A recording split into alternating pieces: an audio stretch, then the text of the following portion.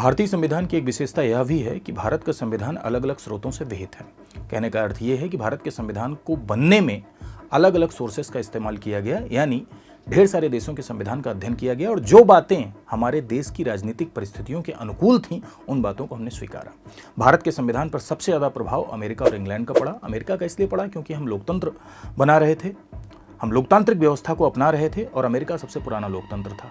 England का सबसे ज़्यादा प्रभाव इसलिए पड़ा क्योंकि इंग्लैंड हमारे भारत देश में शासन करता था और बहुत सारी संस्थाओं को इंग्लैंड ने भारत देश में इंट्रोड्यूस किया था। हालांकि इसके लिए आलोचना भी होती है कि भारत का संविधान एक उधार का संविधान है। आलोचना इसीलिए होती है कि बहुत सारी बातों को हमने विदेशों से अपनाया है और 70% तो हमने गवर्नमेंट ऑफ इंडिया एक्ट 1935 से अपना लिया है। हालांकि इसको आप अपने तर्कों से काट सकते हैं कि भारत का संविधान उधार का संविधान नहीं है, क्योंकि जो बातें हमने अपनाई है कोई ब्लाइंड बोरोइंग नहीं है, अंधी बोरोइंग नहीं है, बल्कि जो हमारे राजनीतिक परिस्थितियों के अनुकूल थी उन्हीं को हमने भारत के संविधान में शामिल किया है।